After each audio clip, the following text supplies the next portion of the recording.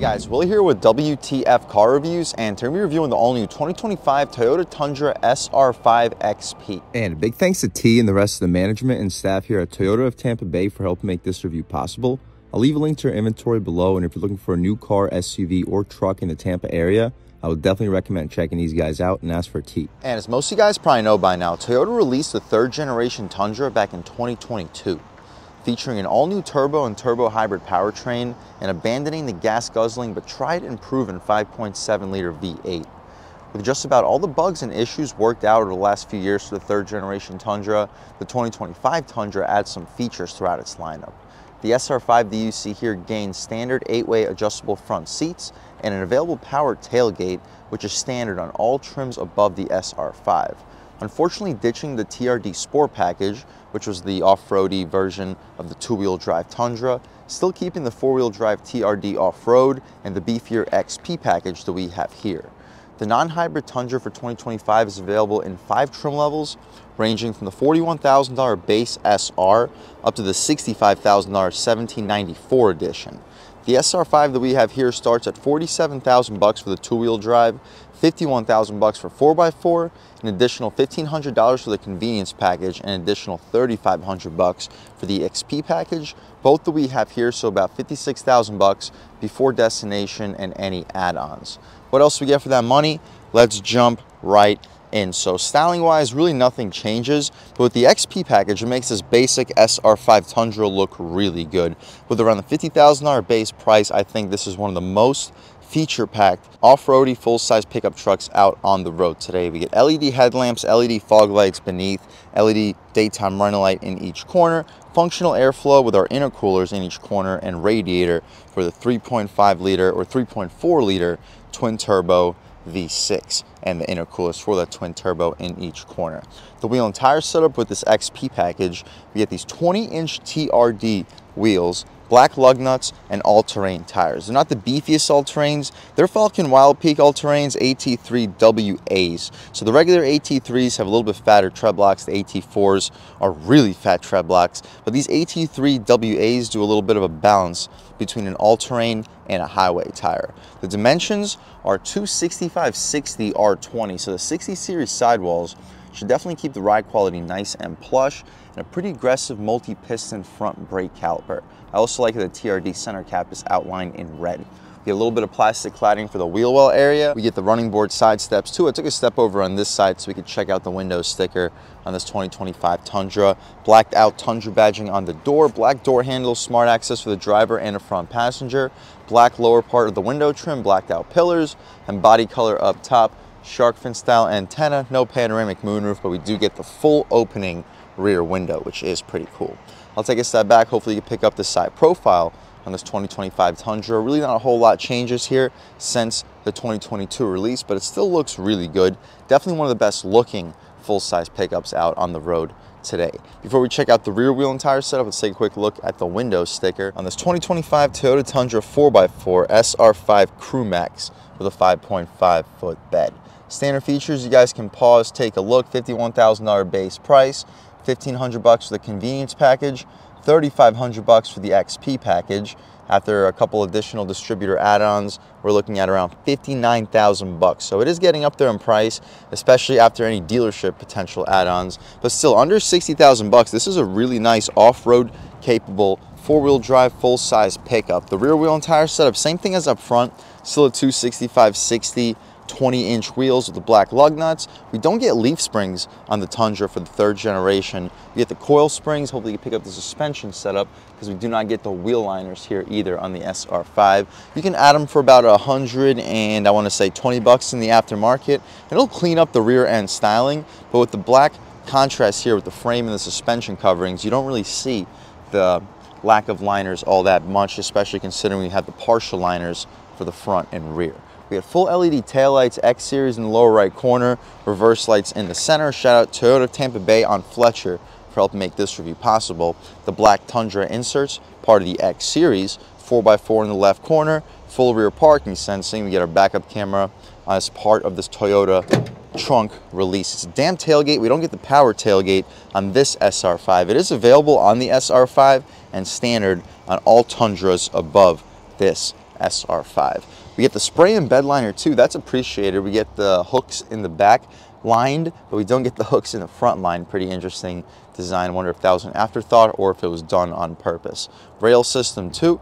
LED third brake light, also labeled Tundra on it. Not sure if you can pick that up on camera, but you can take my word for it. We can shut this tailgate right down. Tow hitch, will leave a link right here, show you what the towing capacity and payload is on this 2025 Tundra SR5. The exhaust tip in the lower left corner. Hopefully you pick up the differential and suspension setup.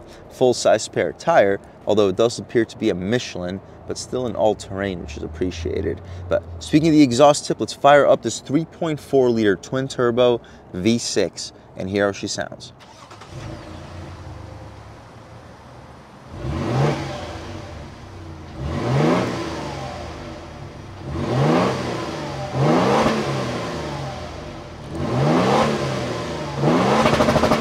All right, guys, that was the sound of the 3.4 liter twin turbo V6 sold by Toyota for the 2025 Tundra SR5 XP.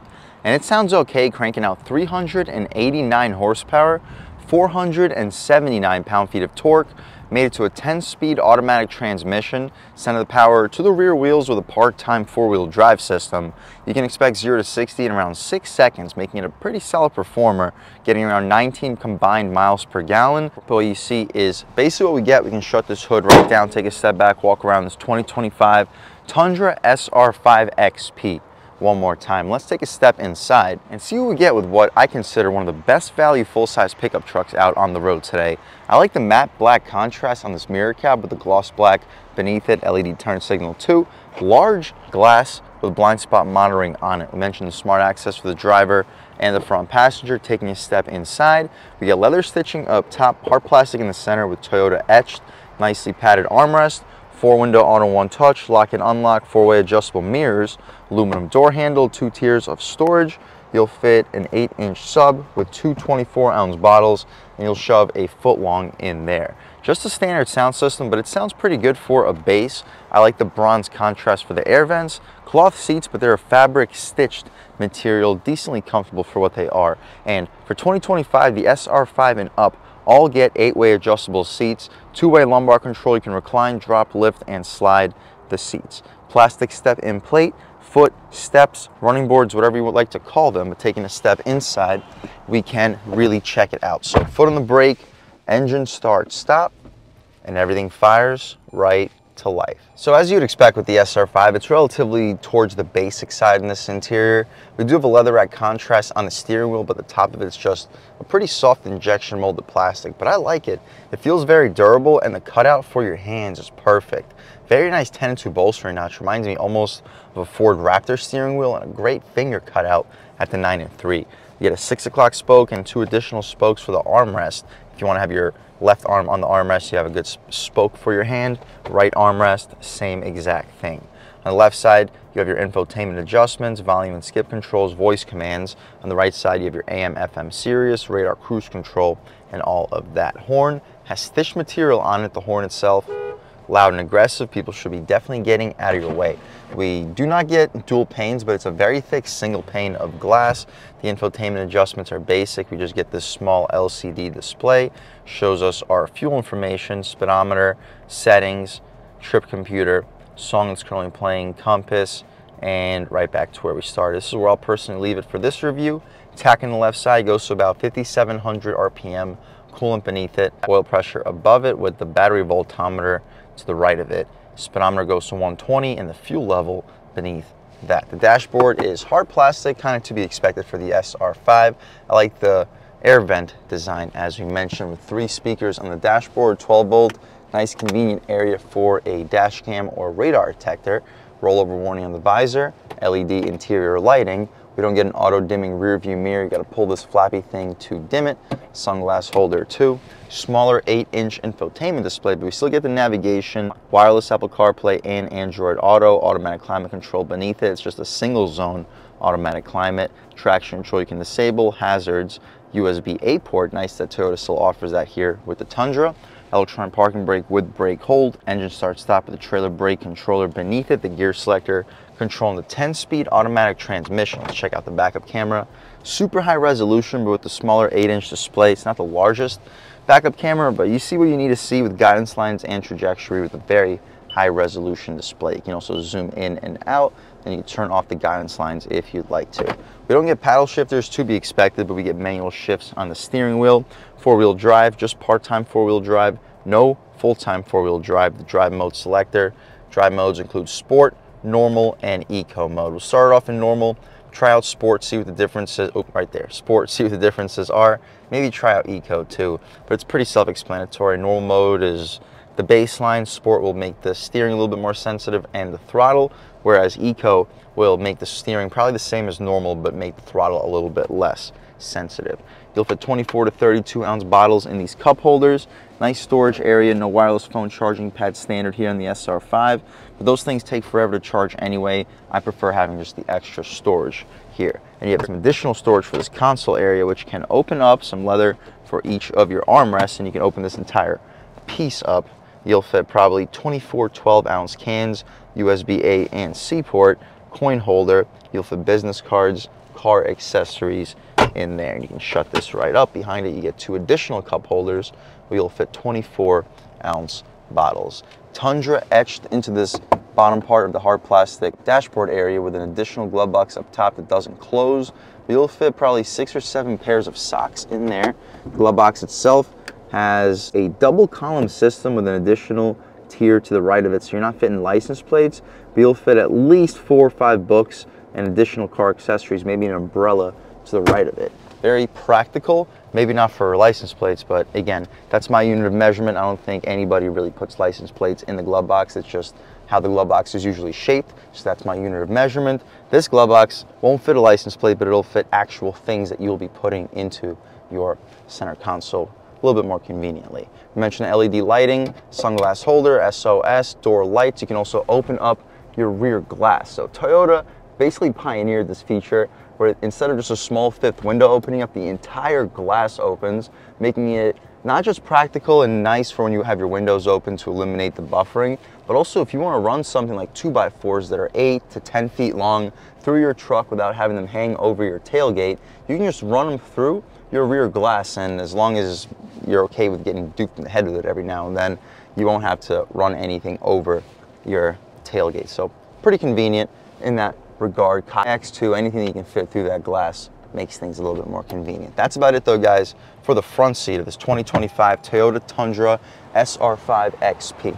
Let's hop out back, see how much space is offered back there, as well as the overall quality of the material. So up top, hard plastic, same thing for the center, but we still get that leather armrest, auto one-touch window, a little bit of storage behind the grab handle, second tier storage in the center. You'll fit a footlong in there. You'll stack 2 footlongs on top of each other, maybe squeeze an additional one in front of the speaker grill with 2 24-ounce water bottles. Additional step in, plastic step in plate. The second row seats, the legroom looks fantastic, but with Toyota and their full-size Tundra, not only can you lift the second row seat up and have some additional storage for both of the seat areas, you can also drop the second row seat down and get a little bit of additional storage behind it with hooks.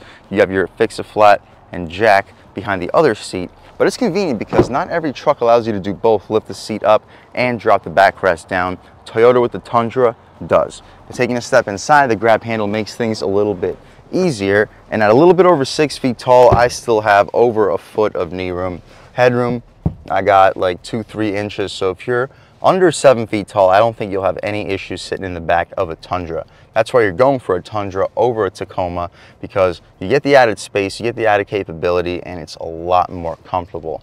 You get air vents for the second row too, USB-A and C port, no AC outlet, but we get a little bit of storage above it, no second row console either. The lights back here are LED just like they were up front, and that's about it for the inside and outside of 2025 Toyota Tundra SR5 XP.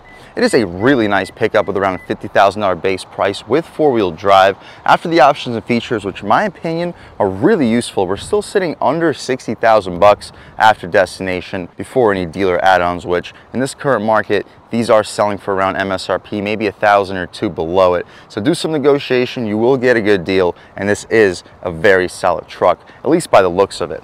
performance-wise, let's take it out for a drive and see what it's got. All right, guys, now we're just about seeing everything we need to see with the inside and outside of the 2025 Toyota Tundra SR5 with the XP package. Let's take it out for a drive and see what it's got. My first impressions, though, the steering it's light, but you still have a pretty decent feel through the wheel. Nothing like the hydraulic rack from the previous generation, but it feels fine. Throttle is responsive. Almost doesn't feel turbocharged with the throttle response. Over the bump, very good ride quality. The all-terrain tires definitely soften things up a little bit, but not as significant as the coil suspension versus most of this competition having leaf springs. Throwing it in a little bit quicker than we should. Body roll stays limited, about a third throttle, boost. You can hear the turbo spool up, and good torque. Gets up and goes with no problem. And although we don't have dual pane windows in the SR5, you still don't really hear any wind noise. And it's a very windy day today, so it does say a lot. Keeping up with traffic, doesn't take a lot of throttle. See what changes up in sport mode. Transmission downshifts us a gear, but we still keep overdrive for the most part. A little bit of added sensitivity through the foot. Steering gets a little bit heavier, so yeah, everything gets a little bit more sensitive in sport mode. But for the fuel economy purposes, I don't know if I'd recommend leaving it there. We will open her up though a couple times and see what it's got. Yeah, the transmission definitely keeps you in the meat of the boost in sport. Taking a step out here, we can open her up a little bit on the gas. Oof. Yeah, I think can get up and go 0 to 60 in around 6 seconds. Definitely not a slouch throwing it in. Steering feels good in sport. On the gas. Ooh, little chirp. The transmission is quick too with the shifts. At highway speeds though, definitely starting to hear a little bit more wind noise. Nothing too drastic, but it is there. Doesn't take a lot of throttle to keep this thing moving at highway speeds, but we are in sport mode. Let's throw it into eco, the least aggressive mode. Takes a little bit more throttle, but you still get up and go with no problem. For daily driving, I think I recommend leaving it in eco mode if you're trying to get an extra MPG or two. Either way, normal mode will be fine, sport mode will be fine, but don't expect to get 19 combined miles per gallon. Try some passing power about half throttle. Yeah, the transmission has to downshift a couple gears to figure itself out, but it does figure itself out, and it gets up and goes. And that was just eco mode. At higher speeds, a lot of full-size trucks tend to start feeling off-center with their steering. Even trucks from General Motors recently that have had fantastic steering, but once you get to higher speeds, you usually start to lose that on-center feel, and that's not the case here. Even with this electric rack, it does a really good job of feeling very planted through the wheel. Throwing it in.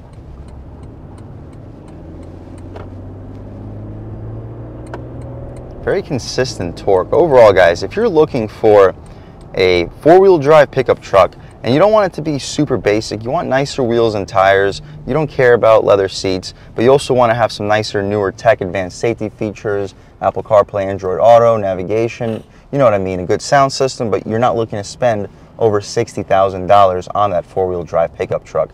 What you get here is an excellent package. This thing is quick with a twin-turbo V6, cranking out almost 400 horsepower, almost 500 pound-feet of torque, 0 to 60 in about 6 seconds. There's really not much not to like here. It is a very good pickup, and I would definitely recommend checking it out. And a big thanks to T and the rest of the management and staff here at Toyota of Tampa Bay for helping make this review possible. I'll leave a link to their inventory below, and if you're looking for a new car, SUV, or truck in the Tampa Bay area, I would definitely recommend checking these guys out and ask for T. And a huge thanks to all you guys for watching. I had a great time making this video. If you're new to the channel, please subscribe. If you've already subscribed, thank you so much. You guys know the channel is just not possible without you, and I really appreciate the constant support. But again, if you haven't subscribed yet, please subscribe. Leave a like too, it really helps me out with the YouTube algorithm. That's how these videos get promoted to new people. Leave a comment, let me know what you like, let me know what you don't like. Leave a comment, let me know if there's any specific cars, SUVs, or trucks you want to see reviewed on this channel, and I'll definitely try getting those videos for you ASAP. But other than that, again, thank you guys so much for watching, and I hope all of you have a great day.